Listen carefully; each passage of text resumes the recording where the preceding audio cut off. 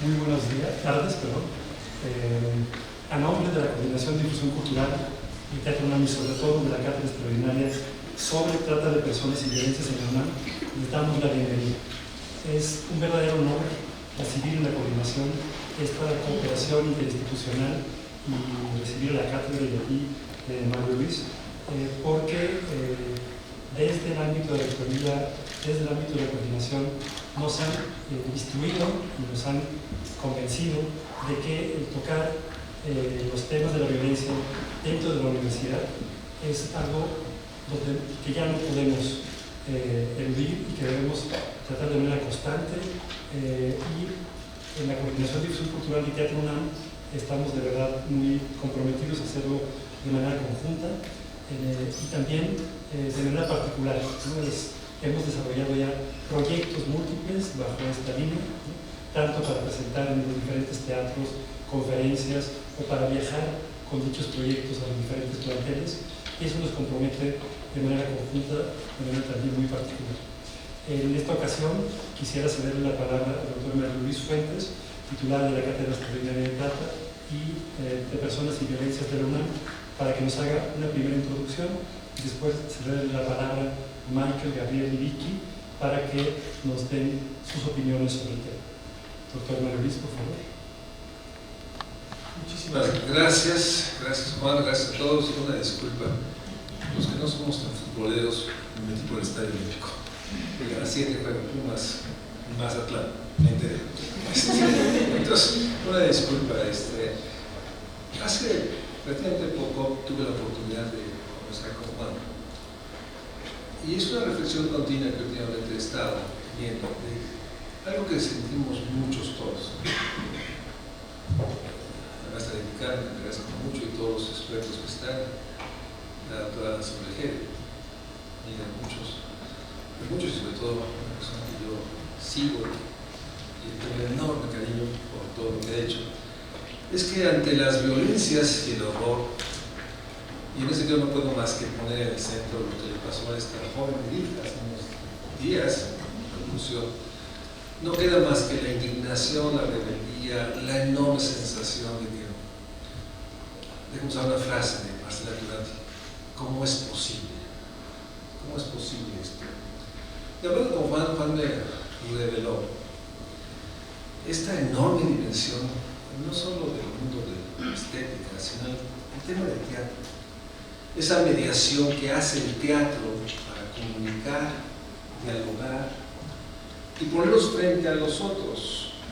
Y esa, revelación, como Juan me lo platicó, me di cuenta de que esta oportunidad de estar en un escenario y tener enfrente a los otros y poder hablar viéndonos es algo que el teatro en sí mismo, en esencia, tiene, y que por otra parte muchos de nosotros sentimos esa sensación que el mundo digital nos quita de esa presencia de la mirada. Entonces, de ahí se nos ocurrió, no sé, yo que se me ocurrió Juan, más que a mí, pero bueno, le vamos a decir a Juan que fue el que se ocurrió tener una sesión para acercar estos dos mundos, de aquellos que pensamos, sentimos, que nos revelamos a una realidad que calificamos de inaceptable, y la enorme necesidad de algo que yo por lo menos veo mucho, la falta de palabras para decir, para señalar. O sea, ¿qué hacer cuando no hay una palabra? Cuando nos falta lenguaje, dirían algunos de los lingüistas.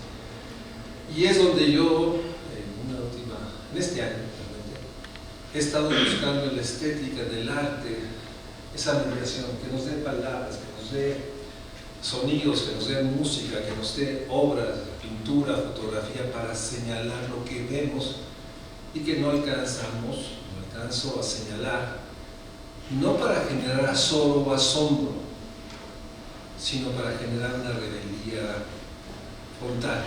No es posible. Y por eso, este es el inicio, espero, de muchos actos conjuntos de la cultura y las agendas que buscan enfrentar que este es un país quiero usar una frase que Cristina Rivera recientemente dijo. ¿Cómo poder decir algo que ya lo dijo sin blog? ¿Cómo vivir cuando se siente que el Estado no nos quiere? Que el Estado no nos escucha, que el Estado siempre llega tarde. ¿Cómo decirlo? Para generar asombro, azor, pero sobre todo generar una noción más allá. Y por eso, Editando está encargado de una propuesta desafiante, el programa universitario de cultura para la paz. A eso se aboca la querida amiga mexicana. Pues la única manera, a mi juicio, más allá de las palabras, es recargarnos, sostenernos en el arte, en la estética, en aquellos que pueden transmitir, ya no como hacemos algunos escribiendo ensayos, sino aquellos que escriben novelas, María Murillo, para hablar de alguien más, o Valdés, muchos que escriben y que muestran lo que no podemos nosotros señalar. Y por eso la Cátedra de Trata de Personas es una instancia más de las muchas que hay para poder sostener un compromiso de una universidad. Déjame decir algo que digo que a veces general. La universidad tiene que hacer mucho más para estar a la altura de la nación. Muchos dicen que la universidad no, la universidad tiene que mejorarse para estar a la altura de la nación. Es mucho más grande y nosotros tenemos que hacer mucho más.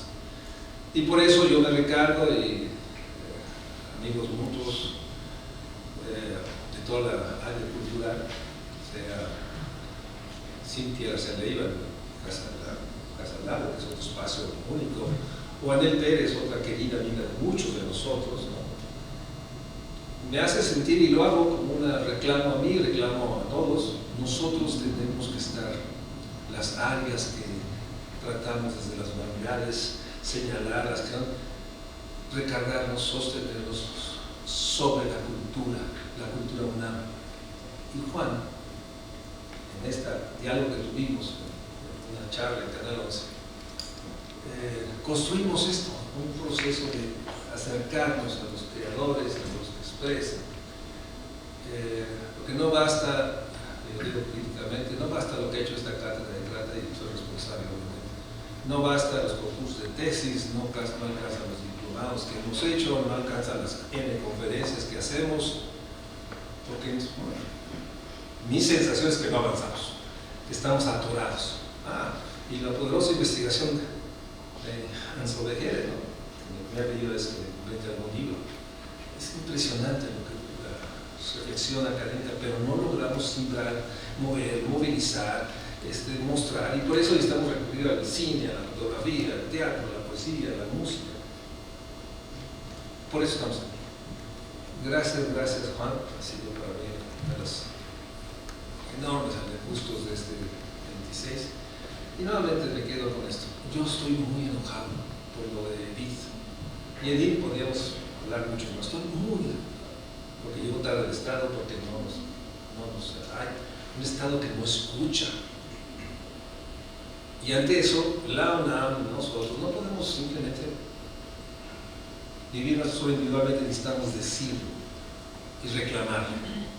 Reclamarnos y reclamar al Estado. Eso es estar a la altura de la nación.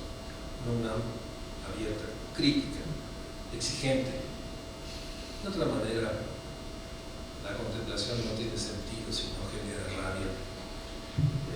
No es mía, es algo de Murillo, o Cristina Rivera, ¿no? O muchos otros que han escrito, que están escribiendo.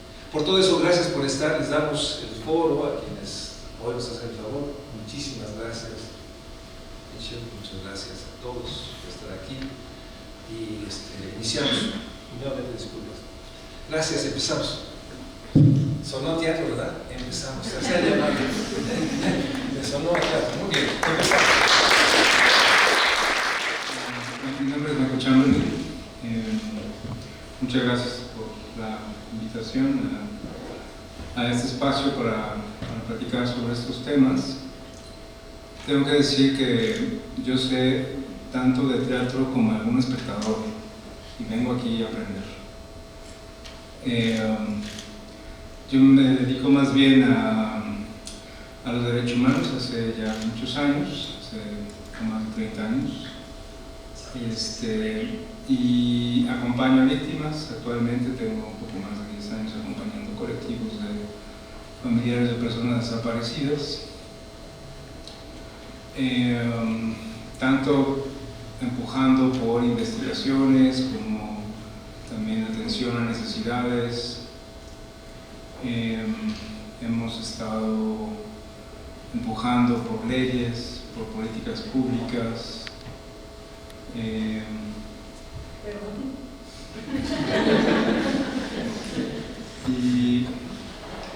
Y pues eso, parece que el Estado no escucha, ¿no? Recientemente tuve la oportunidad de participar como en un proyecto de escenografía para hacer narrativas que se llama En Primera Persona. No sé si alguien ha visto las puestas en escena, son varias historias que escribimos entre varios compañeros, entre periodistas y defensores. Luego David Gaitán volvió, pues eso, dramaturgia, y ha estado por ahí expuesta en un par de ocasiones. Son 6 historias y fue mi primera incursión en el teatro.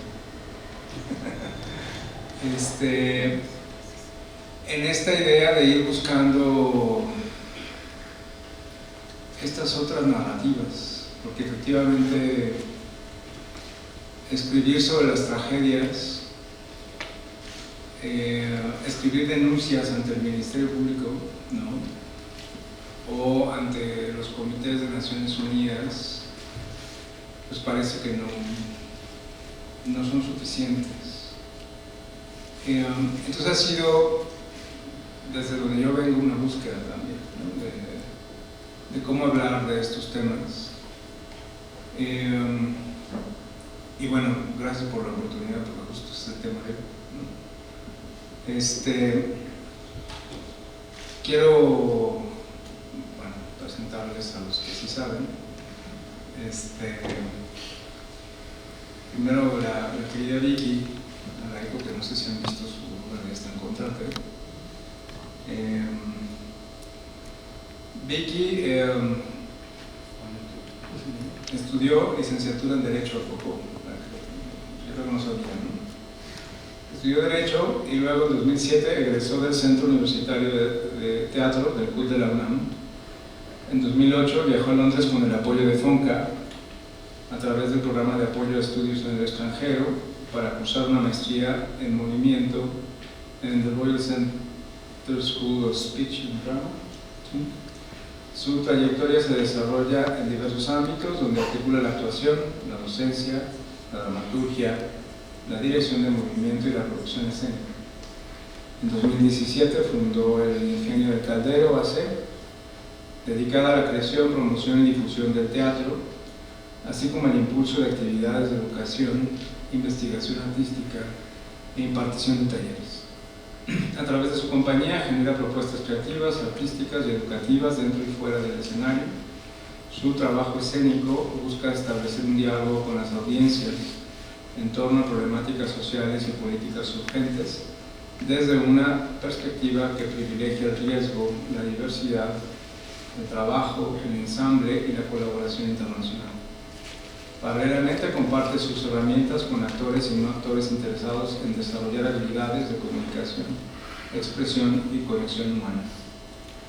Ha colaborado con compañías internacionales como Quote Unquote Collective de Toronto, enfocada en temas de género, feminismo y teatro físico, y Nous sommes ici de Quebec, cuyos proyectos se vinculan en el documental y la autoficción. Asimismo, ha trabajado en 4 ocasiones con la compañía británica Ad Infinitum, que desarrolla proyectos escénicos en colaboración con artistas, activistas y comunidades.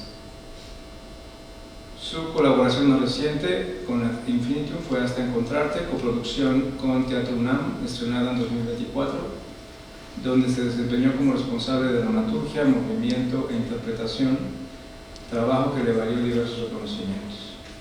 La obra, la cual aborda el tema de las desapariciones forzadas y las madres buscadoras, se presentó en 2025 en el 43 Festival de Otoño de Madrid. En 2026 tuvo una segunda temporada en la UNAM. Como actriz, ha participado en montajes como In the Beginning Was the End, 2013, El Efecto, 2015, Las Lágrimas de Edipo, 2016, Acá en la Tierra, 2019 y The Prom, en 2021. Ha protagonizado Milagros, 2016, Bucket List, 2016, Juana in Million y Hasta Encontrarte, todas bajo la dirección de Nir Paldi de Ad Infinitum, así como Las Dos Cassandras, 2025. Además ha participado en una veintena de series y películas dentro y fuera de México. Muchas gracias, Vicky. Aplauso. Y bueno, también Gabriel Yepes, investigador y creador escénico, maestro en investigación teatral, el francés no me sale muy bien, entonces, estudios teatrales de investigación, especialidad de teatro de artes y del espectáculo de la Universidad de Sorbona, en París, Francia, y licenciado en arte por la Universidad del Claustro de Sorbona. A lo largo de su trayectoria ha desarrollado espectáculos bajo la noción de instalaciones escénicas. Desde 2009 impulsa el proceso de investigación-creación La Mirada Extranjera, un dispositivo de encuentro con personas transgénero. Su trabajo articula de manera constante la investigación académica con la práctica escénica, tanto en México como en Francia. De 2010 a 2012 fue responsable de la coordinación de investigación teatral y estudios documentales del Centro de Investigación Teatral Rodolfo Usigli del Instituto Nacional de Bellas Artes. Actualmente coordina el Departamento de Artes Vivas del Museo Universitario del Chopo de la UNAM. Entre sus publicaciones destacan Teatro y Performatividad en tiempos de desmesura, La mirada de un prisionero, una reflexión sobre la videovigilancia y la vigilancia electrónica en el espacio teatral, Casi vida, casi muerte, manifestaciones teatrales en la frontera norte de México, en coautoría con Rocío Galicia, y terapia teatral, prácticas teatrales en acompañamientos terapéuticos, editada por Libros de Color. Desde 2010 colabora con el Encuentro Internacional de Escena Contemporánea Transversales. Como creadora desarrolla proyectos como ¿Quién es el habitante de la casa?, en 2013, en colaboración con Jorge Pérez Escamilla, Shaddai Larios, Diana Cardona y Suat Atala. Les Jours des Morts, Los Días de los Muertos, espectáculo teatral de una tradición mexicana, esto está en francés, 2008. Instalación escénica, trabajos que le han permitido explorar la creación, la dirección escénica y la intervención urbana. Es consejero editorial de la revista Paso de Gato y de Primer Acto, España, y colabora como articulista en publicaciones periódicas como La Tempestad, Residente DF, Telón de Fondo en Argentina y la iniciativa telecapital.org. Gracias por estar acá.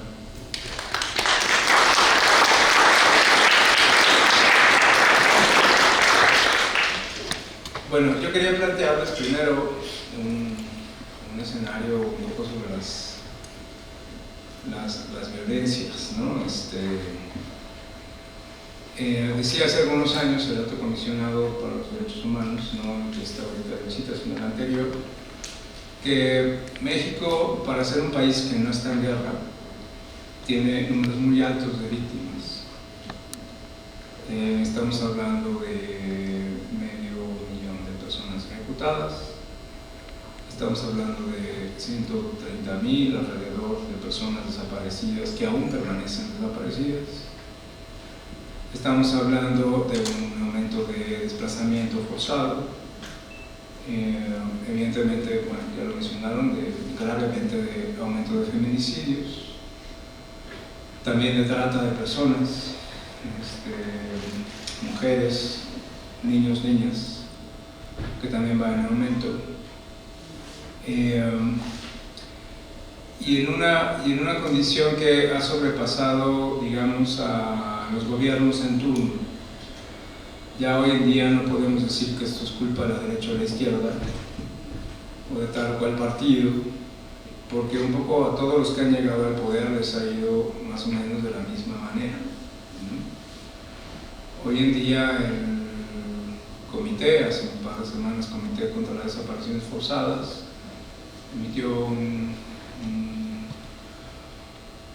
reporte diciendo que es algo que ya había dicho con anterioridad, que en México las desapariciones tienen indicios de ser generalizadas o sistemáticas, lo cual las calificaría como delitos de lesa humanidad, crímenes de lesa humanidad.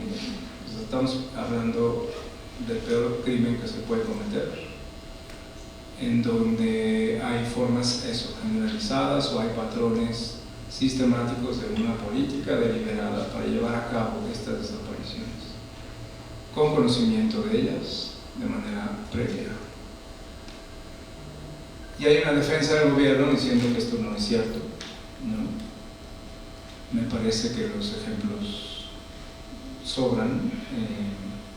Si uno mira, por ejemplo, el caso del año pasado de Teochitlán, que fue muy ilustrativo en términos de las narrativas, justamente, de qué es lo que le pasa a los desaparecidos. ¿Por qué desaparecen los jóvenes? Y Teochitlán, más allá de ser o no un campo de exterminio, nos da una respuesta. Hay una política deliberada para atraer jóvenes para reclutarlos de manera dañosa, forzada, y llevarlos a las filas, en este caso del Cártel Jalisco Nueva Generación. Es una práctica que hacían los Zetas hace 15 años, 20 años, en Coahuila, en Nuevo León. Digamos, no es un asunto nuevo, ¿no? Y en estos, reclutamientos, pues estos jóvenes se vuelven carne de cañón. Ahí tenemos una respuesta, ¿no? De las pocas que hay. ¿Qué pasa con las otras desapariciones? Hay más desapariciones. El Estado tiene que ver con esto, las autoridades no están coludidas con esto. Una primera respuesta es: llevamos 20 años, por lo menos, desde que se declaró la guerra contra el narcotráfico, que esto sucede. Entonces, con 20 años, digamos que es previsible que las desapariciones existen y que siguen ocurriendo. Ese es un elemento, digamos, de la definición de crimen de lesa humanidad. Hay conocimiento previo de que esto existe. 2. Si no se detiene de manera efectiva, de alguna manera se está permitiendo que ocurra. Y eso es aquiescencia. Tenemos 20 años en que seguimos permitiendo que ocurra. Pero las desapariciones, yo trabajo con familiares muy de cerca, pero siempre he insistido que las desapariciones no existen. Las desapariciones es una condición en donde no tenemos información de algo más que está sucediendo. Y hemos normalizado la palabra desaparecido un poco para no seguirnos preguntando qué es lo que pasa detrás de la desaparición. ¿Dónde están los desaparecidos? Dicen los colectivos, ¿no? Ahora que están en discusión en el registro, preguntan, insisten, siempre han insistido, lo importante no son cuántos son, sino dónde están. Y tener un registro debe servir en primer lugar para saber dónde están, cosa que no ha servido hasta ahora, ¿no? Entonces, ¿qué pasa atrás de eso? Y uno empieza a acercarse y empieza a mirar los territorios, y uno empieza a ver cómo esta lógica, donde sí hay crimen organizado. Es decir, no estamos hablando de un contexto como el de las dictaduras militares de Cono Sur. No estamos hablando como la Operación Cóndor de los 70s en México para capturar a guerrilleros, opositores políticos y desaparecerlos. Es otro contexto que yo, por cierto, digo que es peor porque hemos popularizado la desaparición. Antes era contra opositores políticos, ahora es contra quien sea. Y no por razones políticas, básicamente por razones económicas. Entonces uno empieza a rastrear y acercarse a los territorios y uno empieza a mirar cómo hay control territorial, lo que también algunos investigadores de la UNAM han dicho como gobernabilidad criminal, gobernanza criminal, ¿no? En donde hay límites que no se ubican entre donde acaba la autoridad y donde empieza el crimen o viceversa. Compañeros de la Sierra de Guerrero mencionan cómo en los municipios poco a poco los ardillos han ido ganando elecciones bajo membretes de partidos políticos, y hoy los presidentes municipales pertenecen al crimen organizado, y los sicarios del crimen organizado hoy es la policía municipal en los municipios de Guerrero. Esa es la gobernabilidad que existe, ¿no? Veamos el caso Ayotzinapa, y el grupo de expertos independientes lo que nos dicen es: aquí hubo participación no solamente de estos mismos ardillos para desaparecer a los jóvenes, sino que lo hicieron en coordinación con Policía Municipal, entonces Policía Federal y el Ejército Mexicano. Entonces hay una situación en donde se permite que esto ocurra, ¿no? O se tolera,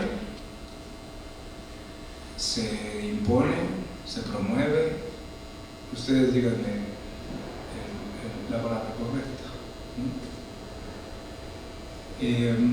Ahora, existe el otro lado de la moneda, ¿no?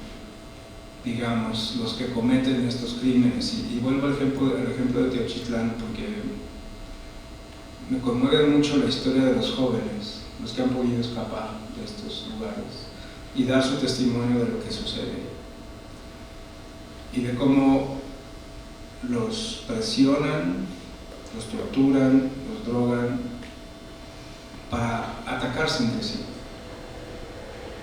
para ver quién es el más fuerte. Una manera de filtrar. Los débiles, los que no quieren participar o los que pierden, son los que son ejecutados y luego desaparecidos. Los que pasan de la siguiente fase se van a otro campo de entrenamiento, ¿no? Hay, y no quiero dejar de decirlo, una lógica militar detrás de esto. O sea, desde que se decidió militarizar la política de drogas en el país, este tipo de prácticas que sí son militares, que se aprenden en la Escuela de las Américas, que vienen y nos enseñan cada año las Fuerzas Especiales de Estados Unidos. Luego se filtra eso al crimen organizado, como con los Zetas. Los Zetas se formaron por miembros de élite del Ejército Mexicano que fueron entrenados en Estados Unidos en guerra contra insurgentes. Hay una lógica militar de esto, y seguimos con esa lógica promoviéndola, ¿no? ¿Y qué pasa con estos chavos? Porque seguramente estos chavos participan después, una vez que están atrapados en esta lógica, una vez que han matado, así que sea para sobrevivir, permanecen en esta lógica, y probablemente muchos de ellos son responsables también de la detención y desaparición de otros chavos. Y se vuelve un círculo, ¿no? Tuve la oportunidad de hablar con miembros de los Zetas que están en la cárcel. Llevan ellos ahí, es un grupo grande, llevan ellos ahí aproximadamente entre 14 y 18 años, y todos, ninguno de ellos llega a los 40. Es decir, que cuando los detuvieron y los enjuiciaron y los encarcelaron, andaban en sus 20s. Y uno habla con ellos y les pregunta, bueno, ¿y por qué hiciste lo que hiciste? ¿No? Y es muy interesante escuchar cómo ellos hablan de lealtad, porque yo soy leal a quien es mi familia, a quien me recogió, me alimentó, me dio casa, y uno empieza a buscar un poquito más atrás, y son historias de abandono, de maltrato, de adolescentes. Hay un círculo ahí de violencia que está de alguna manera siendo promovido, tolerado, ¿no? Entonces esto nos empieza a hablar algo más allá del Estado, ¿no? Algo más nos está pasando además de eso, ¿no? Y finalmente miro lo que pasa en la Ciudad de México. No sé si ustedes han visto el documental de la fiscal que está en Netflix. Saúl Herrera, que fue fiscal de feminicidios en la Fiscalía de la Ciudad de México, viene de sociedad civil, es defensora de derechos humanos. Y a mí lo que me parece interesante de ese documental son dos cosas, que nos muestra cómo son los casos de feminicidio en la Ciudad de México.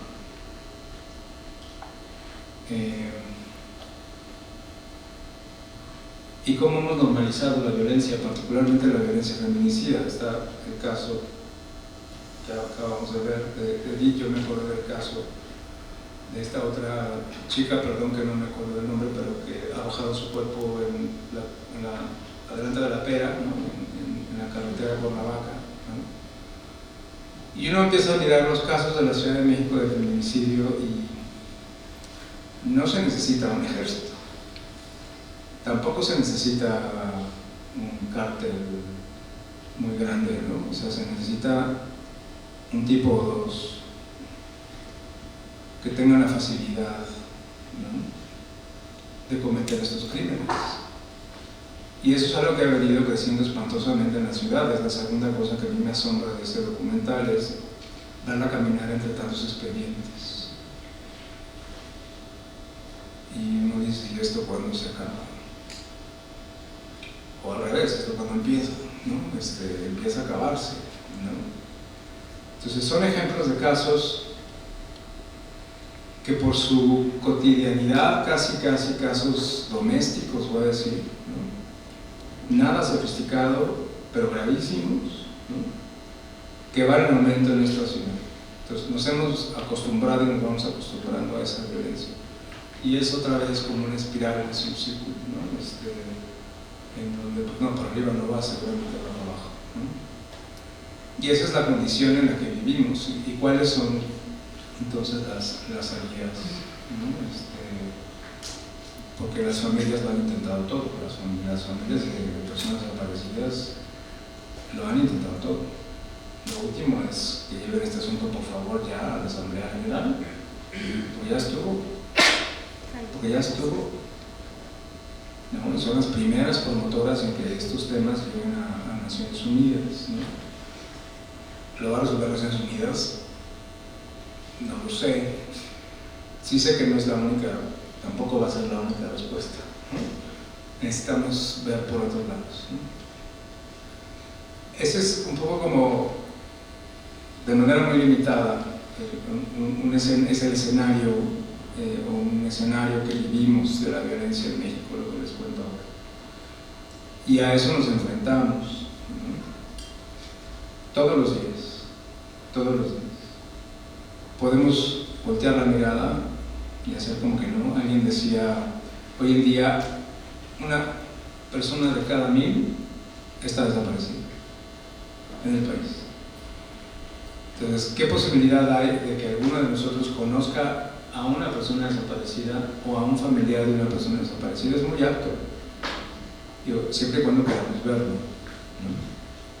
Por hablar solamente de los desaparecidos, pero si hablamos también de feminicidios, hablamos de cuestiones de trata, que también está detrás de muchas desapariciones, ¿no? Si nos acercamos un poquito, a lo mejor sí nos damos cuenta con más claridad de este tipo de realidades. La pregunta es, ¿y qué tiene que ser el arte con esto, ¿no? Y particularmente el teatro con esto, ¿no? Y queremos exponer, platicar tanto con Gabriel como con Vicky de su experiencia, porque estoy seguro que se han hecho la misma pregunta, ¿no? ¿Y qué hacemos desde lo que yo sé para atender esta problemática, ¿no? Entonces, lo dejo así como la primera pregunta, ¿no? ¿Qué papel tiene? Son como 3 niveles, voy a decir, si lo quieren abordar como ustedes quieren. Yo diría el arte en general, ¿no? Porque también aquí hay gente de danza, ya lo vi, ¿no? El arte en general, el teatro en particular. Y una pregunta que igual se las voy a hacer a ustedes, como público, el teatro universitario en particular. ¿Cuál es el papel que tiene el arte, el teatro y el teatro universitario frente a este contexto de violencias, ¿no? ¿Vicky?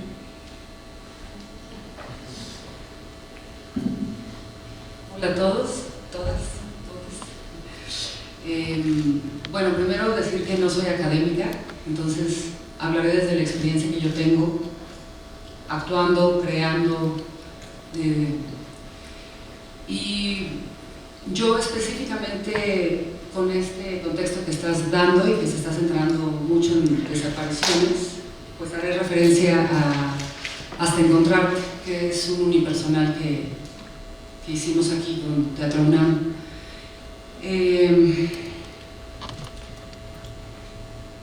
¿Qué nos toca, creo? Porque sí creo que nos toca algo como creadores y específicamente el teatro, ¿no? Creo que el teatro tiene un poder muy importante.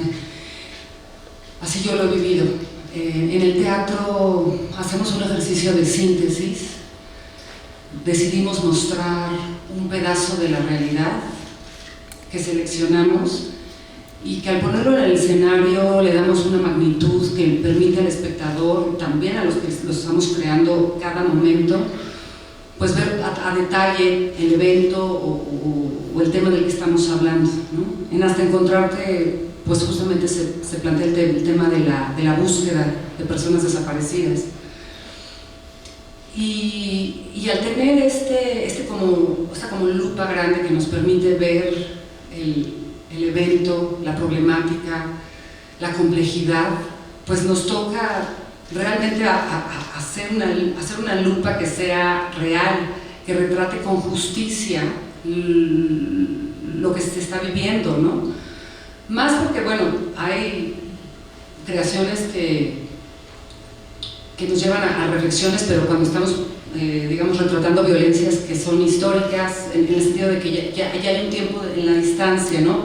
Vemos a un hecho hacia atrás, ¿no? Y entonces ya tenemos esta distancia y este recorrido, pero cuando las violencias están sucediendo en el momento en el que nosotros estamos creando, siento que la labor que nosotros hacemos y que importa es que acortamos esa distancia. No sé si me estoy explicando, ¿no? O sea, como que ese momento donde tardaríamos años en que todos reflexionemos sobre un evento y lo volviéramos a ver, ¿no? Como a lo mejor ahorita pensamos en la pandemia y en el momento de la pandemia no podíamos entender nada y hoy a la distancia lo vemos, ¿no? Y siento que el teatro permite que ese tiempo que se daría en el espectador y en la sociedad para ver con distancia un evento y conocerlo y entenderlo, el teatro lo que hace es disminuirlo, apurarlo. ¿Por qué? Porque el artista se echa el clavado, o creo que tiene que ser la labor de uno, pues, de echarse el clavado en un lugar que es muy oscuro a veces, que el resto de las personas no pueden porque no está dentro de su ámbito de su acción, porque trabajan en un banco, porque trabajan en una tienda, porque están en otro universo, pero nosotros artistas decidimos no tener esas vidas y sí adentrarnos a entender la oscuridad, ¿no? Las fuerzas que existen ahí y eso ponerlo en el escenario, ¿no? Entonces siento que al hacerlo sí provocamos que el espectador, uno, se ha estado evitando verlo, porque como un mecanismo creo que normal, uno dice, ay no quiero ver esto, tengo mucho drama en mi vida, ¿no? Personalmente, entonces ahorita yo ya no quiero ver esto un poco más. Pero bueno, cuando se ven ahí sentados frente a la puesta en escena, a lo que se está mostrando, y está bien hecho, y es potente, y es verdadero, y resuena, no hay manera de que el espectador no lo vea. Entonces creo que el arte obliga, es un espejo que obliga al espectador a ver lo que le está sucediendo a otro que no es él, pero también a encontrar lo universal en eso que me toca a mí. ¿Cómo? Y creo que esa también es una labor importante, es cómo yo, a pesar de que estoy hablando de una madre buscadora, voy a hacer que el que sea que esté sentado ahí se conecte con el drama que está viviendo esta persona y se vuelva propio, ¿no? Creo que eso es lo que yo al menos lo que como creadora quiero, ¿no? Si yo me paro ahí es cómo voy a hacer que tú que estás ahí viendo esto se vuelva tu problema también y cuando salgas de la sala te quieras mover y quieras hacer, ¿no? Entonces creo que el teatro sí lo hace y sí lo logra.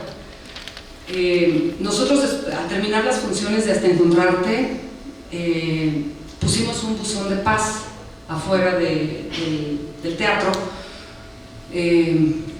porque bueno, la gente no tenía como oportunidad de cerrar un poco y entonces decidimos que podían ellos escribir y dar palabras de aliento a las personas que están en búsqueda.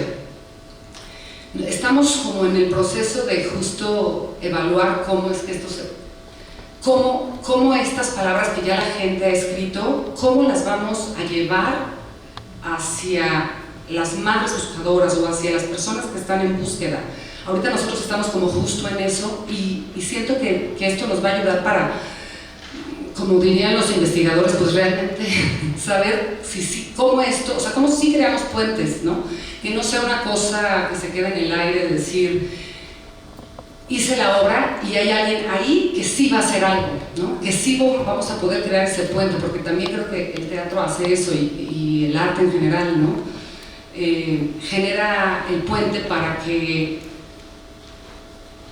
quien no está viviendo la circunstancia y quien la está viviendo puedan conectarse y se pueda dar la ayuda y se dé la comunidad y se vean y digan, yo me estoy viviendo esto, gracias a Dios que yo no lo estoy viviendo, pero aquí estoy y te puedo ayudar, ¿no? Entonces, dentro de los testimonios que la gente ha escrito, por ejemplo, en el buzón de paz, hay gente que pone su teléfono, su correo, yo soy dentista, yo puedo darle servicios, yo puedo, ¿no? Entonces, generar estos vínculos, creo que eso es importante, ¿no? Generar como comunidad y pues creo que ya te voy a dejar hablar porque...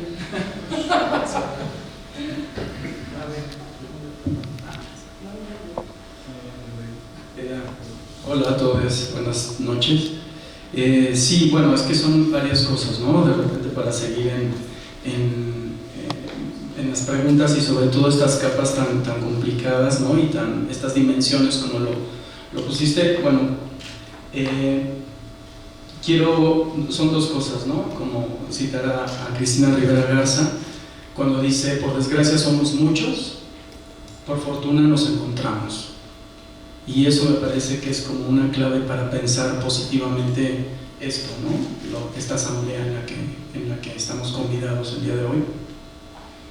Y bueno, respondiendo ya a la pregunta más puntual, como creador pienso, no sé, tengo una obra que estrené hace un año que se llama Amaro con el dedo en el gatillo, que es una genealogía de la historia de las Fuerzas Armadas en México. El anuncio.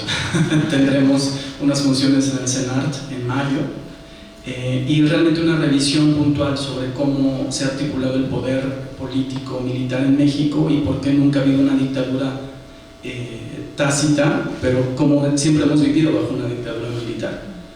Yo sé que es complicado el término, vayan a ver la obra. Y explicamos mucho del por qué no ha habido esos cambios de poder en México, ¿no? A pesar de los partidos y los colores en turno, y por qué, como desde hace 100 años, justo hablamos del general Joaquín Amaro y sus pactos con Plutarco Elías Calles para generar el PNR en ese momento, que después cambió el PRI y que ahora tiene otras modalidades y colores diferentes, pero sigue gobernando. Y bueno, si quieren saber más, vayan a ver la obra, porque lo hacemos desde un teatro documental, que es el último heredero del general Amaro, que es actor, Misha Arias de la Cantoya y Amaro, y que sobrevive a toda la pues esto que, no sé, cuando tú eres parte de una familia muy poderosa en un país con tantos muertos, ¿no? Y con tanta responsabilidad, ¿cuál es tu perspectiva cuando estás del lado de la creación escénica, ¿no? O del teatro, de la actuación en este caso, en el caso del actor de la obra, que escribimos a cuatro manos? Entonces creo que, respondiendo a tu pregunta, creo que todos estamos involucrados desde un grado de responsabilidad que ya no se puede evitar, ¿no? Lo decía Mario en algún momento, pues que ya, o sea, no podemos seguir no haciendo nada, ¿no? Para los que creo que todos estamos implicados, porque esto ya nos rebasó desde hace muchos años y tal vez nunca es tarde para empezar a hacerlo. Y dentro de, bueno, y ahí quiero citar a Teresa Margolis, una artista que es una artista plástica, visual, muy importante, que desde la Bienal de Venecia, que no recuerdo muy bien si fue en la 2008, Juan me podrá corregir, en el pabellón de Venecia, ella dice: ¿y de qué otra cosa podemos hablar?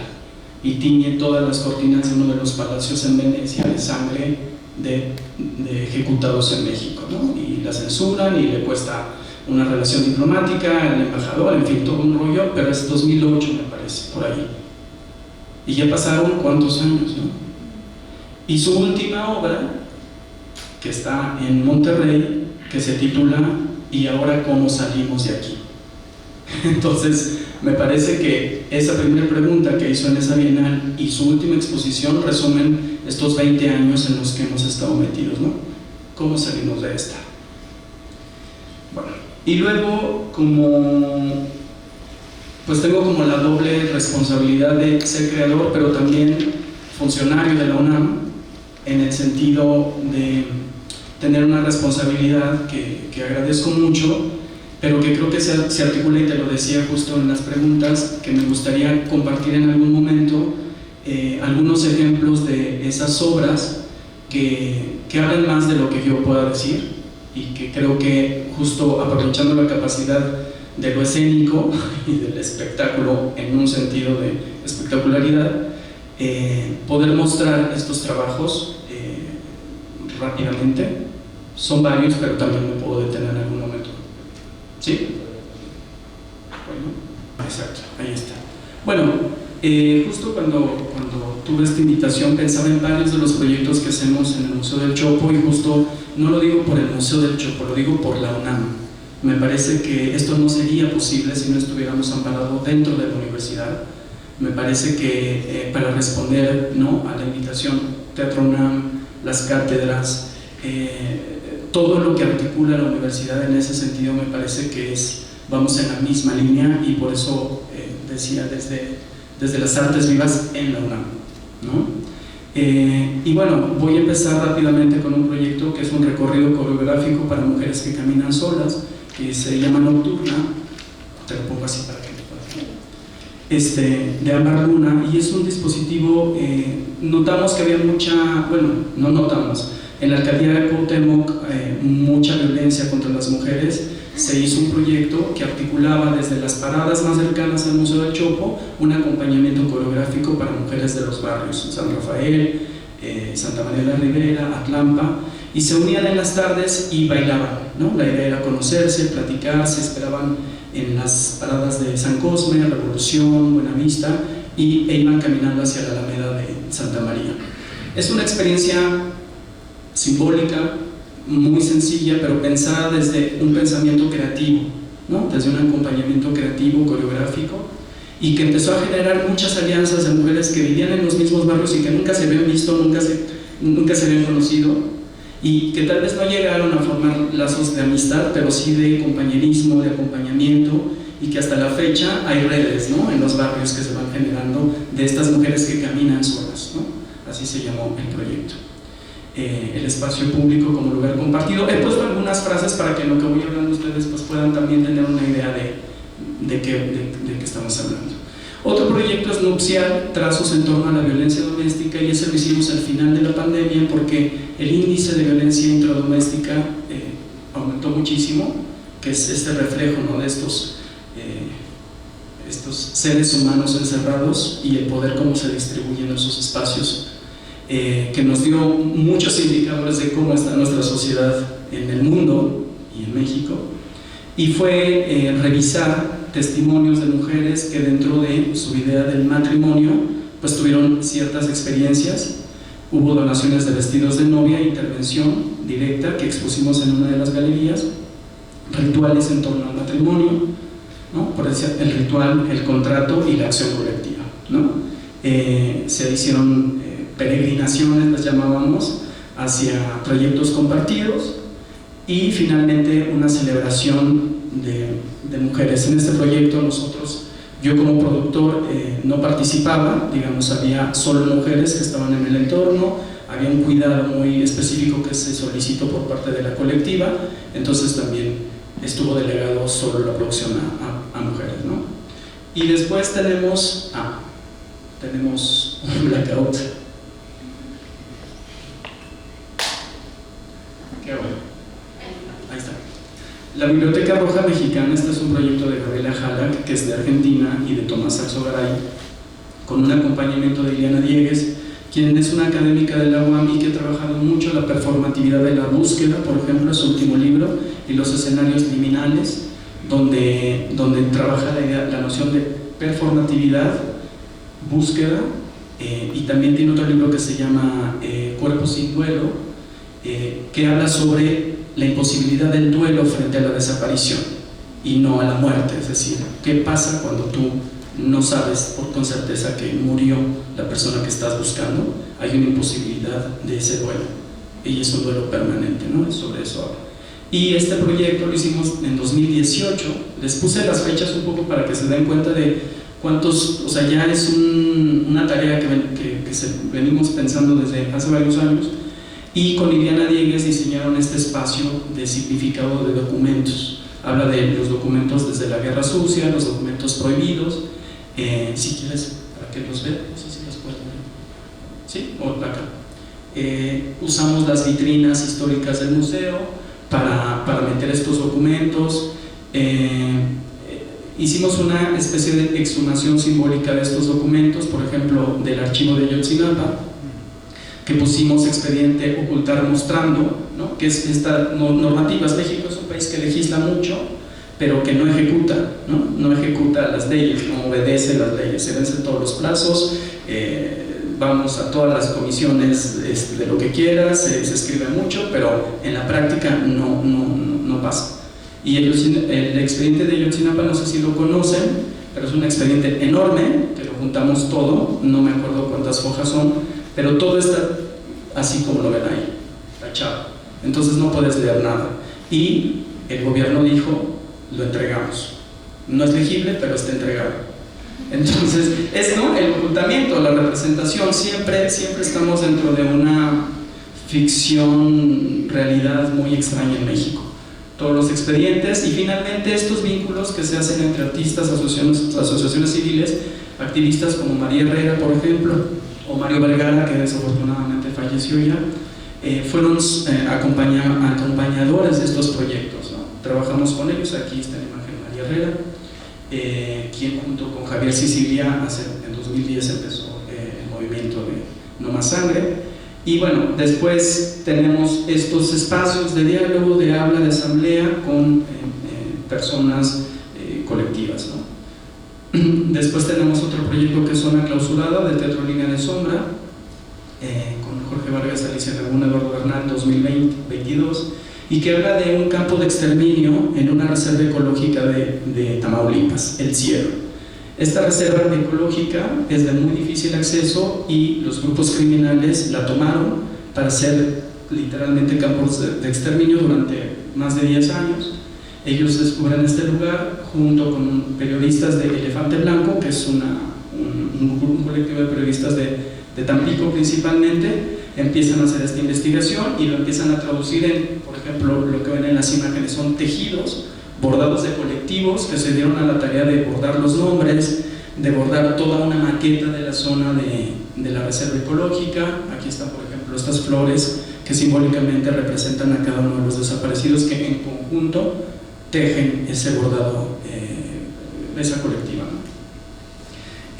También, por ejemplo, están las vacas porque las vacas ven 400 veces mejor que nosotros, y la pregunta era, ¿qué ven las vacas que pastaron en esos campos de exterminio? ¿Qué han visto? ¿Quién es el testigo? Y finalmente esta parte que es Nube, que es una obra que ahorita está conformando el memorial del Centro Cultural Tlatelolco, porque nos pareció que era muy importante esta colaboración también para que se quedara en este memorial, y que, como ven, trasciende, por eso es Artes Vivas, porque implica diferentes disciplinas, que ya no solo el teatro. Aquí hay un trabajo ya de artes, de creación, de diseño, de videomapping, hay un montón de disciplinas que se van cruzando para generar esta experiencia, ¿no? Y esta última, que es, como les digo, son la recreación. De hecho, la última escena era esta nube elevándose, estaba a nivel piso y al final se elevaba en un acto de anhelo, deseo mutuo de las madres de poder mover la tierra, ¿no? Así mágicamente, y que aparezcan los restos, ¿no? ¿Dónde están? Era muy, muy potente el proyecto, por eso se los comparto. Pueden visitarlo en Tlatelolco. Y los restos de memoria. Y ya casi por terminar, Bitácora del Atentado, que es de un colectivo que es Teatro para el Fin del Mundo, con Ángel Hernández. La curaduría fue de Ilona Goyeneche, y este proyecto habla de la aeronave del Boeing B-227 que se compró para un parque de diversiones en Tampico, que nunca se hizo, y que finalmente este grupo colectivo de teatro lo utilizó durante 10 años para hacer un festival. Finalmente el crimen organizado, cuando vio que no tenía rédito de nada de esto, que estaba completamente fuera, lo quemaron.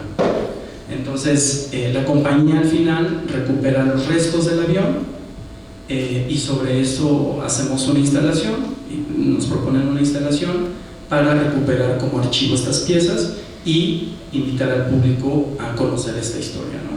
Se hace una línea de tiempo y finalmente, se habla de todo. Este proyecto ganó un premio en la Cuadrenal de Praga en 2014 sobre espacios emergentes de representación escénicos en 2014, y en fin, son proyectos muy efímeros, en el sentido que son proyectos que surgen de la iniciativa civil, artística, con un fin no de lucro, no generan riqueza, y eso es lo peor que te puede pasar por el capitalismo, el capitaloceno que vivimos, ¿no? Lo peor que puedes hacer es no generar capital, no generar riqueza. Eso no se vale para el sistema. Entonces, esto es Ángel Hernández contando la historia. Y finalmente un proyecto que se llama Indumentarias para no desaparecer, del Laboratorio de Artistas Sostenibles de Sabina Aldana y Laura Uribe, que propusieron en 2022, nuevamente asesoradas por Iliana Diegues. Este proyecto está en colaboración con un colectivo de Torreón. Los otros también, de hecho ahí venían un poco, hay muchos datos que me estoy saltando para poder ser más breve. Y finalmente una secuela, que es el proyecto que ahora están presentando justo en Berlín, que se llama Backyard. Pero Indumentarias para no desaparecer es un recorrido por diferentes estaciones dentro del museo, donde te van contando testimonios, te van guiando para que vayas haciendo tu experiencia. Se instaló un taller de supervivencia, porque Sabina Aldana es diseñadora de vestuario teatral. Entonces ella estuvo implicada con Iliana Diegues en un grupo de búsqueda. Una de las búsquedas nacionales fueron con esta idea de los artistas, ¿no? De que realmente lo que hago importa estar aquí frente a la gente y que me aplaudan, o tengo que ir a rascar con mis propias manos a encontrar cuerpos, ¿no? Entonces siempre, y hay muchas personas que se plantean eso, y ellas lo hicieron y dijeron, pues no, esto no sirve, nos vamos a rascar. Y se fueron a excavar y se fueron a buscar, y cuando estaban ahí, después de ciertos días, pues dijeron, es que no sabemos hacer esto, no sabemos agarrar una pala, no sabemos reconocer la descomposición del cuerpo, no podemos estar a 40 y tantos grados en el desierto. O sea, una serie de cosas que la realidad te va acotando, y dijeron, no sabemos hacer esto, pero ¿qué sí sabemos hacer? Y bajo la idea de las herramientas que habían aprendido en el teatro, decidieron diseñar estos vestuarios como si fuera una obra de teatro, el campo de búsqueda, y diseñó Sabina todos estos prototipos de búsqueda que ahora van a ver. Y aquí la experiencia era un paquete, un kit cuando llegabas para ¿qué va a pasar el día que tú desaparezcas? Era la pregunta. Entonces, ¿cómo te estás preparando? ¿No? Y te hacíamos fotos, huellas, todo este kit, ¿no? Te grababan un nombre en una placa, te ponían a coser en tu ropa, tu nombre, tu teléfono, tus datos, si tenías tatuajes, todos tus particulares o tus generales, porque ellas decían, en algún momento a todos nos va a tocar. ¿Tú cómo te preparas? ¿No? Y el público reaccionaba de una manera muy impresionante porque decían, claro, es que las cifras que tú diste, esto no para, esto sigue en aumento. Y después desplegaban todos estos aditamentos de búsqueda que ellas fueron recopilando con los testimonios de las madres buscadoras, principalmente con el colectivo de los otros desaparecidos de Ayotzinapa, con Mario Vergara, y generaron estos diseños de búsqueda, que en ese momento les llamamos prototipos, porque hablaban de cada región, ¿no? Donde había más desapariciones y más colectivos. Y los colectivos les decían, bueno, por la temperatura de Torreón tiene que tener tal cosa, por la de Veracruz tal cosa, por la humedad, en fin, todos los diseños están pensados para cada región. Y un prototipo de disuasión, que es un prototipo justo para las mujeres, que es como una segunda piel, porque jugaban con esta idea de qué tengo que hacer como mujer para que no me acosen, no me persigan y no me desaparezcan, ¿no? Tengo que ser monstruosa, ¿qué tengo que hacer? Entonces hay unos trajes que la gente se podía poner, y estos, que son como de piel humana, ¿no? Y que daban un aspecto muy desagradable, y decían, bueno, esto es para repeler asesinos, ¿cómo hacemos para que no nos acosen, ¿no? Y finalmente, la asamblea, ¿no? Nuevamente todos los proyectos que hacemos los mediamos a través de las asociaciones, con el público, para que esto pueda ser pues también entendido, ¿no? La gente normalmente está muy abierta a recibir este tipo de proyectos y bueno, y a implicarse dentro de ellos. Y finalmente esta, ¿no? Que terminaban justo con esta lona grande de los desaparecidos de Ayotzinapa y esta frase, ¿no? Nos faltan 43 más 132,000. Y ya. Continuará. Muchas gracias.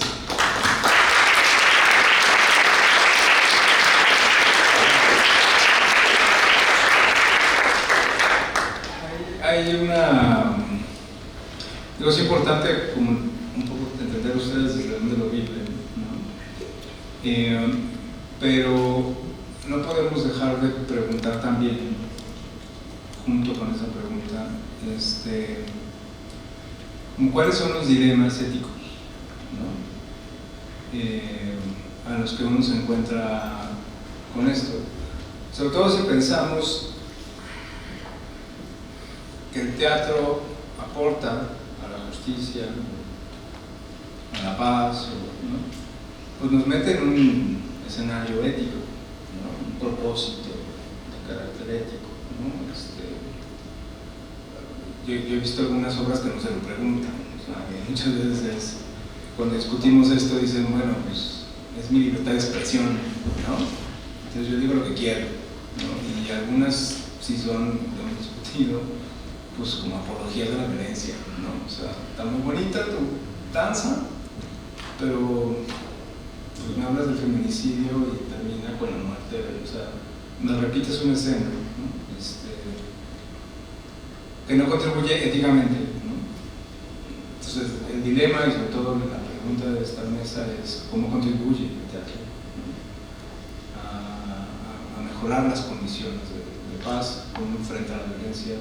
Necesariamente conlleva una pregunta de carácter ético. ¿Cuáles son como las orientaciones éticas, voy a decir,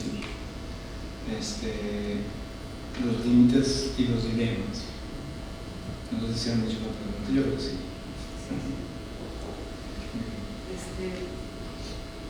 Pues sí, yo creo que te enfrentas como creador a por qué tú puedes hablar de este tema. Y de pronto parecería que solamente si... Y depende de la perspectiva, ¿no? Por ejemplo, hasta encontrar una coproducción con Teatro UNAM y una compañía inglesa, ¿no? Con Ad Infinitum. Entonces, yo como mexicana, para hablar del fenómeno de la desaparición forzada, estoy legitimada ante la compañía de Reino Unido. Pero tal vez frente a una madre buscadora yo no tengo la legitimidad para hablar de este tema, porque no me ha pasado, ¿no? Y entonces, pues aquí hay de dos: o no haces nada porque no tienes la legitimidad frente a alguien, o haces algo, ¿no? Entonces yo siempre optaré por hacerlo. Y una vez que lo haces, creo que lo más importante es justo no ponerle más leña al fuego, ¿no? Entonces es cómo retratas la violencia. Si la retratas, ¿de qué forma, no?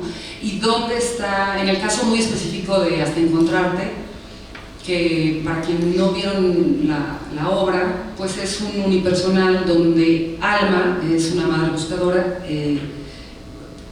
nos narra cómo es que ella se transforma en una madre buscadora, cómo desaparece su hija Luz, y vemos su viaje de transformación, ¿no? Cuando yo le presento a Nir, a mi director y cómplice, esta propuesta, esta idea, pues claro, decíamos, ¿en quién nos vamos a enfocar en la historia? ¿En Alma? ¿En la madre de Alma? ¿No? En la abuela, en la primera generación, o en su hija, o en la hermana que sobrevive, ¿no? Tenemos como todas estas opciones. Muy pronto nos dimos cuenta que no nos interesaba y que sería un error centrarnos en Luz, que es la hija que desaparece, porque estaríamos fantaseando y haciendo pornografía del dolor de qué le habría pasado, ¿no? ¿Dónde estaría? ¿Qué estaría sucediendo? Entonces, pues muy pronto nos centramos en la desaparición que sufre la familia, que sufre Alma, que sufre la mamá, porque ella empieza a desaparecer también frente a esta desaparición de su hija, ¿no? Y creo que, y tú estuviste ahí, Michael, porque una vez que ya teníamos nosotros, después de pues ya tener también de cómplices a Teatro UNAM y demás, y ya estando próximos a estrenar en español aquí en México, dijimos, ya probamos este trabajo frente a nuestros colegas artistas en los que creemos, ya nos dieron su retroalimentación, necesitamos que lo vea gente que está relacionada en el tema, para que nos digan si la estamos cagando, sí, bueno, si no lo estamos haciendo, no estamos equivocándonos. Y fue muy afortunada esa sesión que tuvimos, un ensayo en los que estuviste tú, Michael, estuvieron otros periodistas, estuvieron también colegas actores, y recibimos la retroalimentación y fue muy importante porque hubieron cosas que cambiamos de la obra y que de no haberlas cambiado probablemente hubiéramos pues herido mucho y no hubiéramos retratado dignamente a las madres buscadoras, ¿no? Y al amor, que es lo que mueve la obra y lo que mueve la búsqueda, ¿no? Entonces siento que eso es como por lo menos lo que desde nuestro Nir y yo dijimos, siempre hacemos la investigación, los agentes que viven la experiencia tratamos de acercarnos lo más que podamos y que además les compartimos el resultado final de la obra, de lo que estamos por mostrar, para tener también su aprobación, su opinión. Entonces creo que eso pues es lo que nosotros hicimos en este caso específico.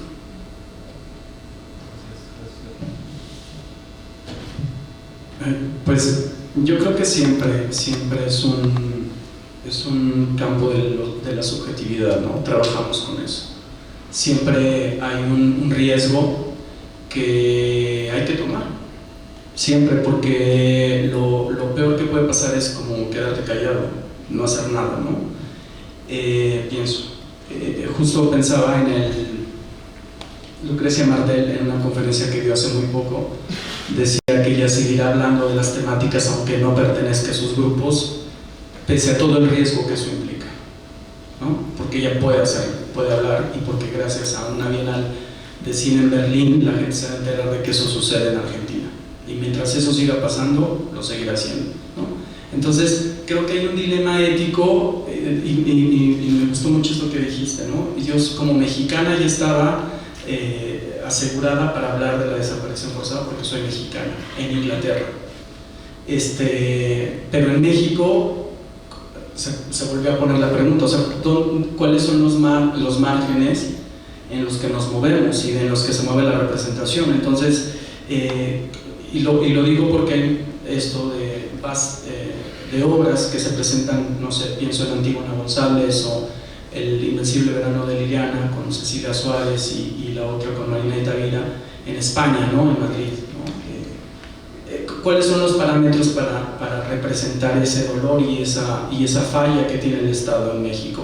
Porque eres mexicano, no puedes hablar de eso saliendo de México, ¿no? O sea, hay toda una estigmatización, me parece, también de intentos o de proyectos que salen de México y bajo la idea de tú tienes que hablar bien de México porque la ropa sucia se lava en casa, ¿no? Como nos decían hace muchos años, y que espero que ya no piensen así las nuevas generaciones, porque eso hacía que la violencia se mantuviera, ¿no? Porque ahora es muy penalizado hablar de lo que está mal en México, porque entonces te vuelves inmediatamente disidente, contrario, bueno, fascista, ¿no? O de la derecha inmediatamente. Es muy fácil porque son narrativas muy probadas ya, ¿no? O sea, realmente creo que los parámetros se han movido mucho en los últimos años. Creo que hay proyectos como estos que acabo de citar, o tú mismo hablabas del proyecto de David Gaitán, ¿no? Que es un proyecto que atraviesa la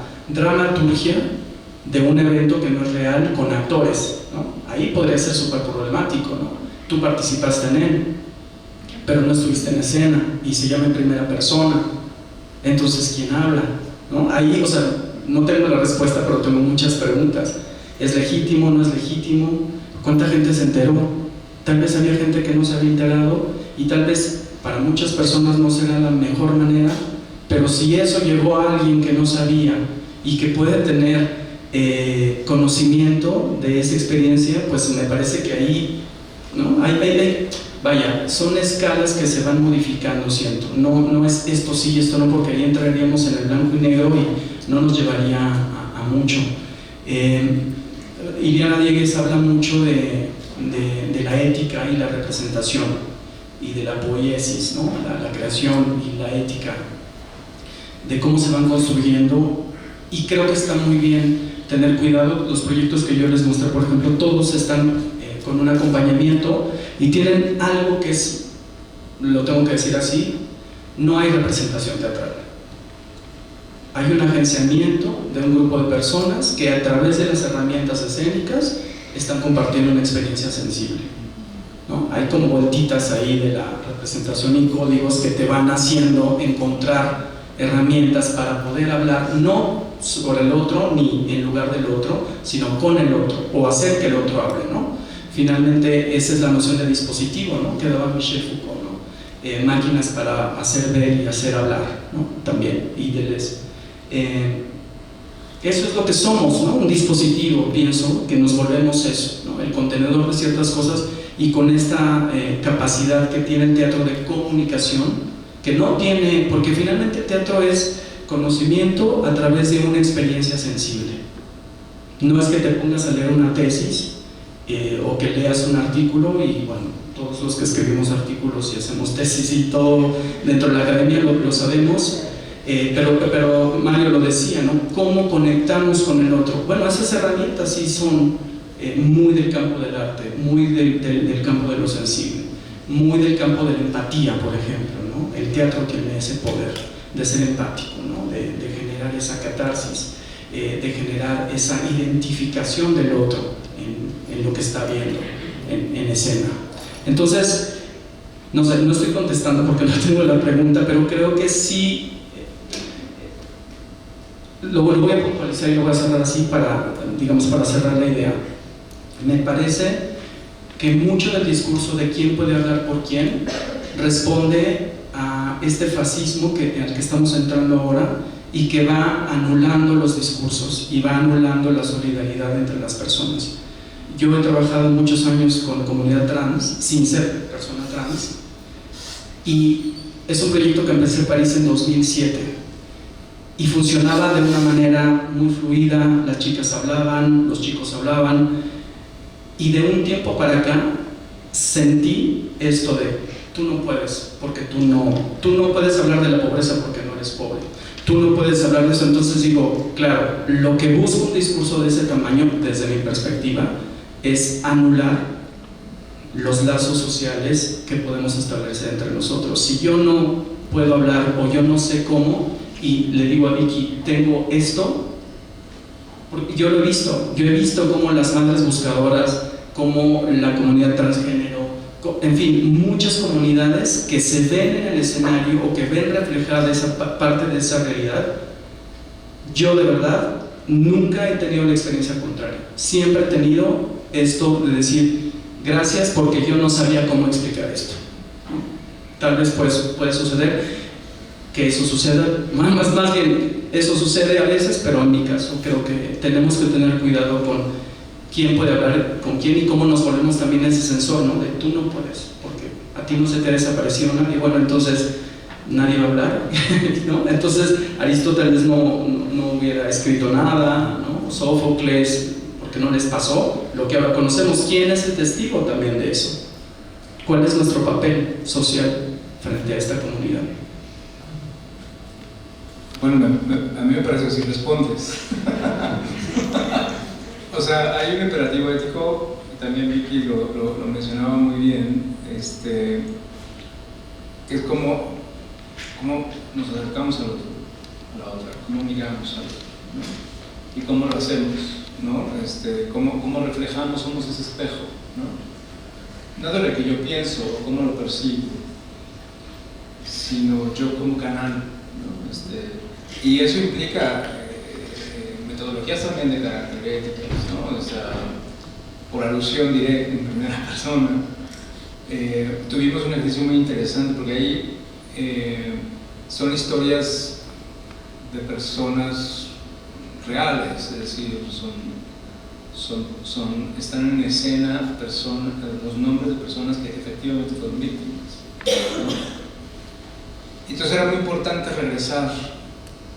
regresarles, en este caso, la propuesta de dramaturgia, ¿no?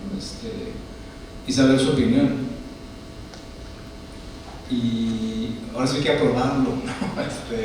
Y había cosas como, ¿sabes qué? Ya decidí que no quiero, y hubo una obra que no se presentó, ¿no? Hasta cosas como, ¿sabes qué? Es que así no era como le decían, ¿no? Le decían de esta otra manera, entonces había que cambiar, ¿no? Es que no lo decía así, ¿no? Detalles de ese tipo, ¿no? que se modificaron, digamos, pues sí, a petición de las familias, ¿no? De los que sufrieron, de las víctimas, ¿no? Y ese involucramiento fue muy interesante porque teníamos este temor de qué va a pasar el día del estreno y que lleguen a ver la obra, ¿no? A lo mejor ahí nos destrozan, ¿no? Por ese dilema de, bueno, está haciendo esto una revictimización, ¿no? Les vamos a hacer daño, ¿no? Pero fue muy interesante, insisto, en esta vertiente ética, porque cuando lo construimos de la mano de ellas, particularmente la dramaturgia, sí, por supuesto la investigación, pues no más participé, pero la dramaturgia, se volvieron parte de. Y cuando salieron de las obras, estaban súper contentas, fuertes, ¿no? Una de ellas que no quería saber nada y tenía una chica que tenía mucho miedo que su papá fuera a ver la obra. Fue el papá con la mamá a ver la obra y salieron muy contentos. Y eso hizo que la chica regresara para ver la obra, porque les había dado fuerza, ¿no? el reconocimiento de la lucha, del sufrimiento, de que alguien los está viendo y los está escuchando. Hay una parte ética, digamos, ahí, ¿no? En la manera en que se construye la narrativa, ¿no? Y que no se vuelve mi rollo, ¿no? Lo que yo pienso del tema, ¿no? O sea, que puede ser muy interesante, pero, ¿no? Pero eres tú, como bien lo señalas, ¿no?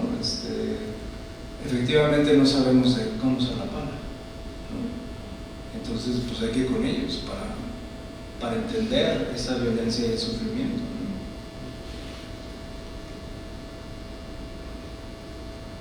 ¿no? Lo pondría del otro lado, ¿no?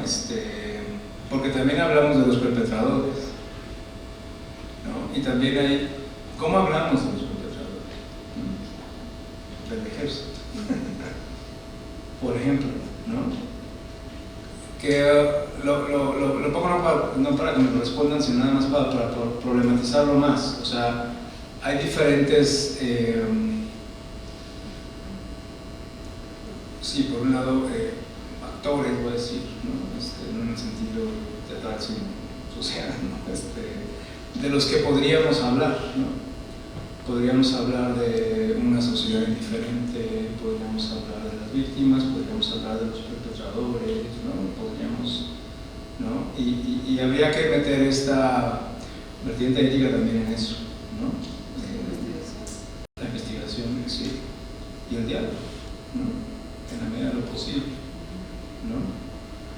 Pero también, ¿hacia quién nos dirigimos? Es otra pregunta que a mí me llama la atención. ¿En quién estamos pensando cuando pensamos eso? Que lo va a ver. ¿Quién es ese público? ¿Y qué queremos?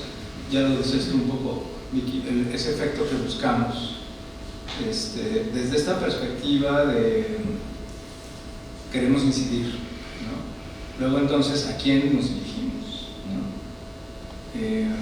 Aquí, entre nos les digo, Vicky quiere llevar hasta en contacto con las autoridades. ¿No? Me parece bien. Por ejemplo, ¿no? Sí, bueno, a mí justamente con esta idea de a quién va a dirigir a la obra, a mí me pasó que tuve dos momentos en los que una persona buscadora vio la obra, pero el intercambio fuerte lo tuve con una mami.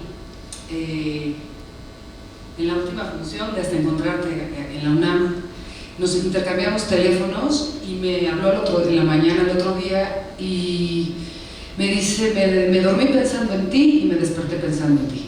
Digo, yo también. Me dice, pues nada,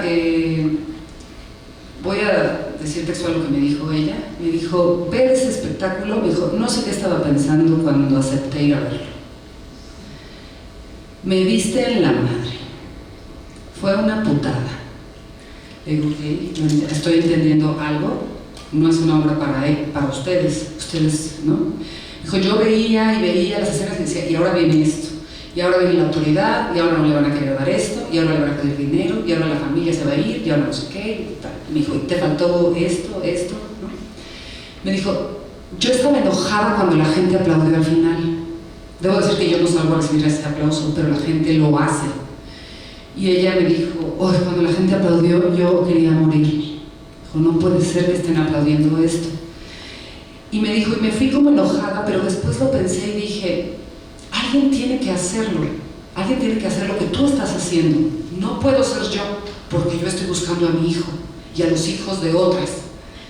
Pero lo estás haciendo bien, porque nos estás representando dignamente, porque sí nos está pasando eso, porque sí nos emocionas, porque vemos la injusticia, por un montón de cosas, ¿no? Pero entendí eso, entendí que no era para ellas. Yo en ese momento lo entendí y dije, claro, ellas no necesitan sensibilizarse, ellas son las personas más sensibles que hay sobre este tema en la tierra, o sea, ellas lo están viviendo. Ellas me decían, ¿sabes por qué los buscamos cuando nosotros gritamos? ¿Por qué los buscamos? Y yo le dije, porque los amamos. Dijo, no, porque solo nosotros los encontramos. Yo dije, pues sí. Y entonces, bueno, pasa esto, ¿no? Con esta mami buscadora, pero me dijo, ella es de Tamaulipas, me dijo, pero yo le dije, pero yo soy puente, le digo, úsame, podemos hacer las funciones y ustedes estar afuera, porque la gente sale y dice, ¿qué hago? Necesito hacer algo.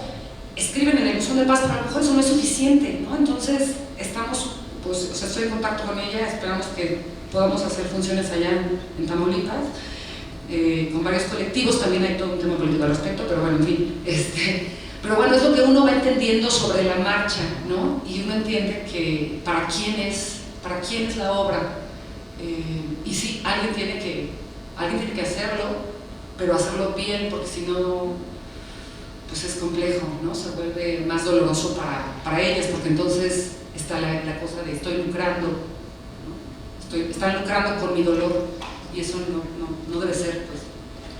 Déjame hacerte otra pregunta, porque ya las ocasiones que lo has presentado, ¿podrías definir algún perfil del público que va? ¿Y cuál es la reacción?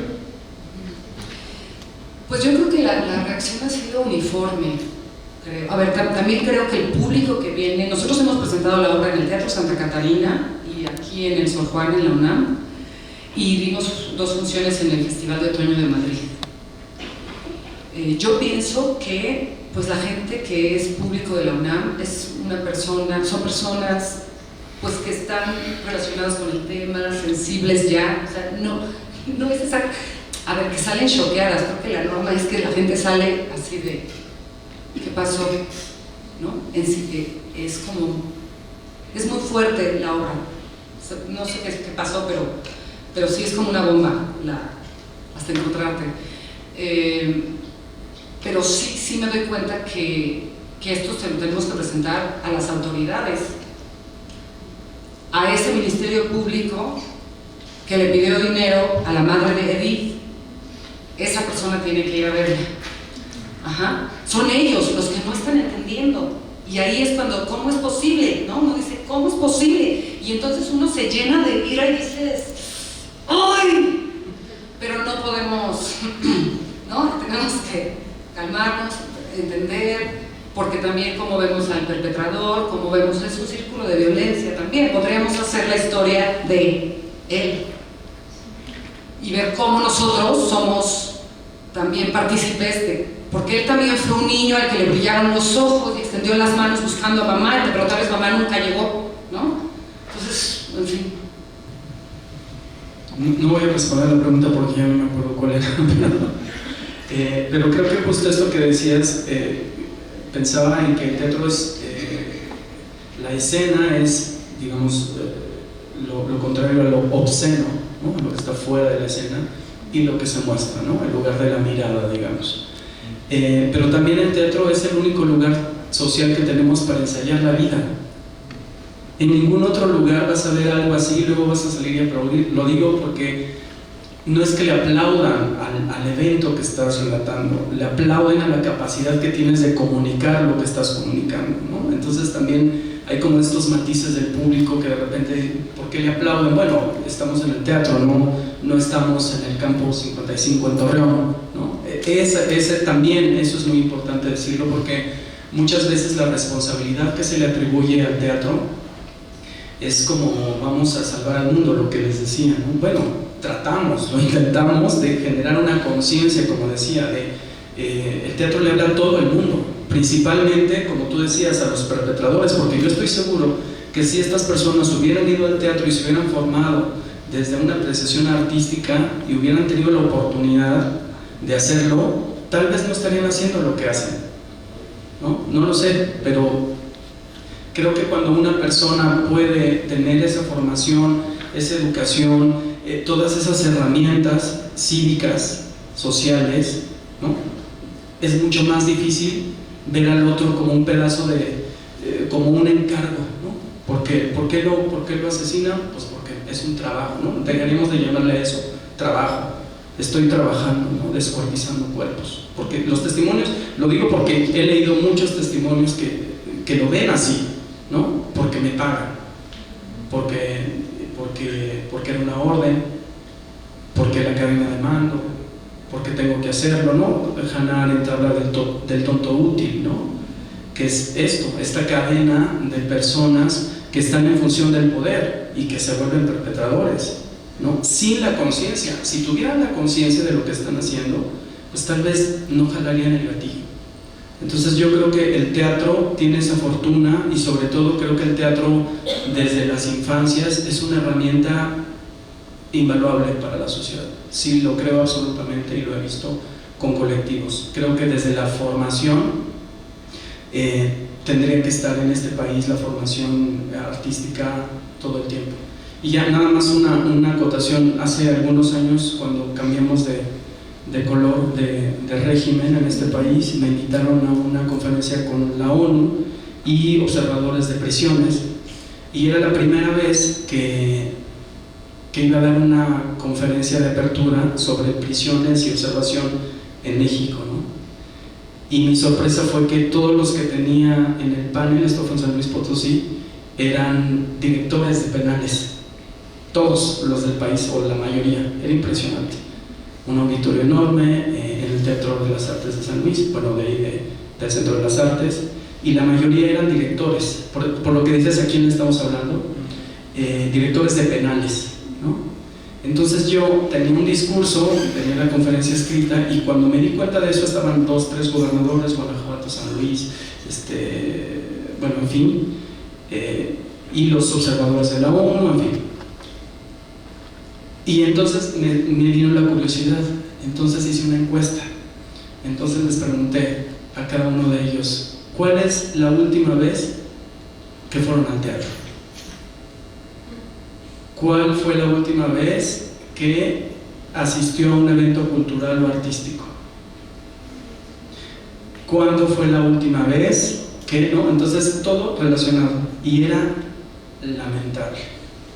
Y al final les dije: ustedes que se encargan de los programas culturales dentro de las prisiones no asisten a esto, entonces ¿cómo pueden legislar o cómo pueden manejar un penal si ustedes mismos no ven el arte como una práctica social? Y esa era la conclusión, ¿no? O sea, ver el arte como una práctica social más, y eso nos ejercita un músculo distinto. En fin, pero bueno, así está México. Hay una, no sé, para pasar a las preguntas, me hiciste recordar, hubo un ejercicio con estos presos que les menciono de Rosetta, muy interesante, de más círculos de paz, y es un proceso de reconocimiento de responsabilidad, ¿no? ¿De qué hiciste y qué te llevó a hacerlo, ¿no? Entonces esta reflexión sobre de dónde viene mi violencia, ¿no? Y dentro de este ejercicio se hizo uno más, que era que algunas madres de los colectivos escucharan sus historias y que ellos escucharan las historias de las madres, no de casos relacionados, ¿no? Y hablando de la escucha, fue muy impresionante, porque los Zetas no tenían la menor idea de lo que pasaba en el mundo,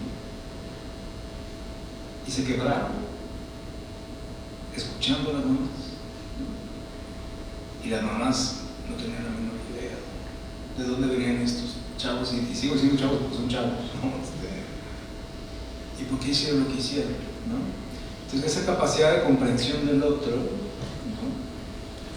no para justificar nada, sino para entender de dónde viene, porque desde ahí es donde hay que empezar a tratar de curar, ¿no?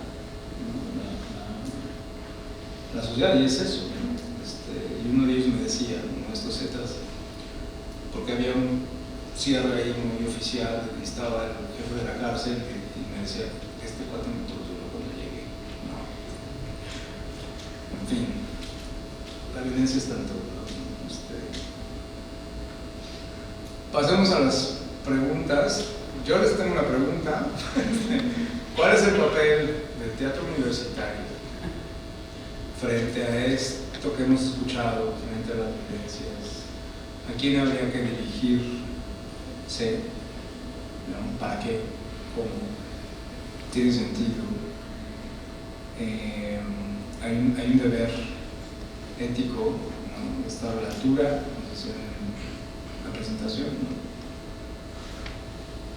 Si quieren opinar sobre estas preguntas o hacer las preguntas.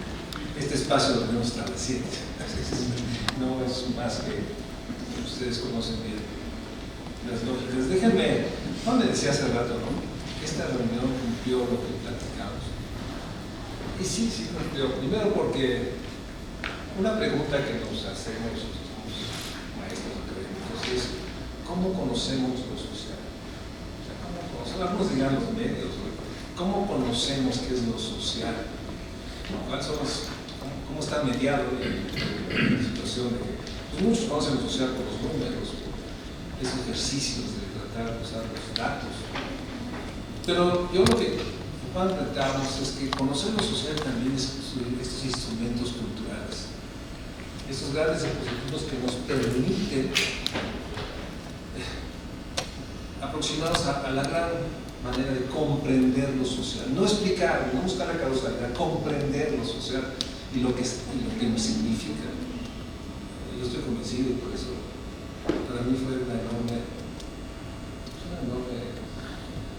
alegría trabajar con Juan, porque me permite acercar el teatro a un público que hay algunos tres políticos y otros jóvenes que son algunos de los primeros semestres están aquí. O sea, jóvenes que no están cerca y que no han visto al arte, al teatro como un instrumento social, como un dispositivo, ¿sí? Con todo lo que dijeron. Entonces, claro que es muy importante. Esta pregunta, profesor, también de lo que se ha expuesto. Y una pregunta que hace Michelle, o sea, ¿a quiénes? Pues dejen decirlos. A los 100.000 estudiantes de las prepas y bachilleratos, CCH, a los que van a entrar el próximo agosto, a los jóvenes que están en las licenciaturas, a ellos hay que llenar, ¿no? Los teatros, hay que más explanar, los espacios culturales, ¿no? O sea, yo sigo pensando que no es la mesa, es el espacio cultural que está fuera, ¿no? Esas grandes plazas, necesitamos ver cómo. Y ahí sin duda, estoy convencido que la MAN tiene una obligación con su comunidad, y por eso maestro, profesor, que hay un recaimiento y en ese sentido creo que, claro que la reunión nos permitió acercar que se vea el teatro en esa realidad como un dispositivo social para comprender, para denunciar, para señalar, o simplemente para mirar, que es algo que dejamos de mirar, dejamos de escuchar.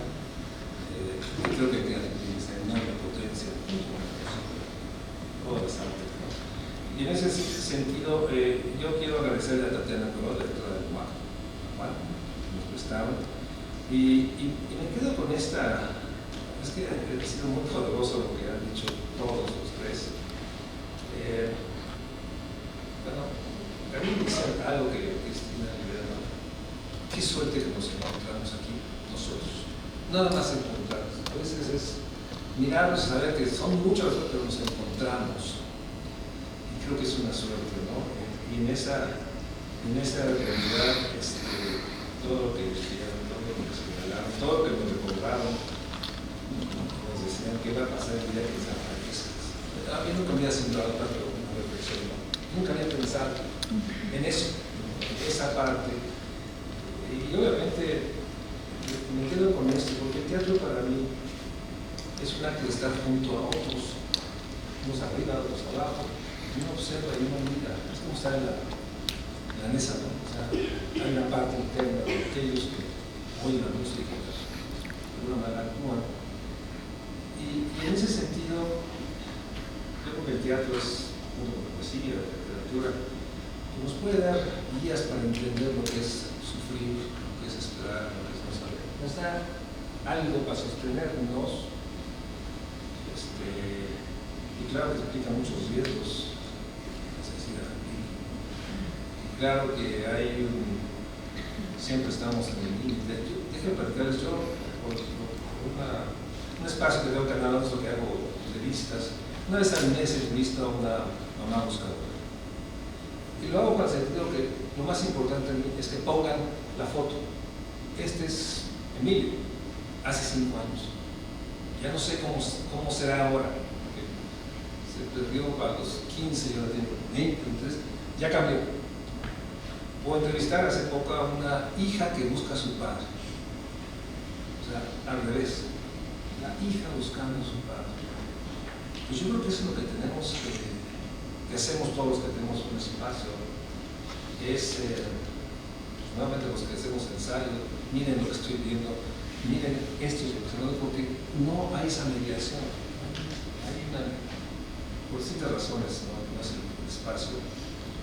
No miramos, no escuchamos. Hay un impacto subjetivo en nosotros, somos generaciones que yo les decía a mis alumnos, para mí, nuestras generaciones, los jóvenes que están, nacieron en 2008, ya no es 68, ya no son 70, los números son 43 y 72, o 103, o sea, y hay que ponerlo, porque hay que darles cuenta cuando a veces se tiene esa numeraria. Bueno, muchas gracias Juan, muchas gracias Michelle, por mostrarnos la enorme potencia, la necesidad, yo diría, del arte, de la cultura, del teatro. Y tenemos que hacer mucho más, yo me quedo con esa sensación, mucho más. Porque, o sea, aquí afuera está esa figura de que algo que nos amenaza que realmente está sufriendo. Entonces, Juan, muchas gracias. Creo que, me decía Juan, cumplió mucho. Tenemos que ser muchos espacios como este. Explicarles a los jóvenes, a los maestros, todo. Por eso hay que ir al teatro. Es un asunto nada más lúdico, es un asunto de poder, para mí, usar otro instrumento para poder decir esto es lo social. A veces solo el teatro, la poesía, la literatura, la novela puede decirlo. Entonces, gracias, muchas gracias, Jen, muchas gracias, Missy.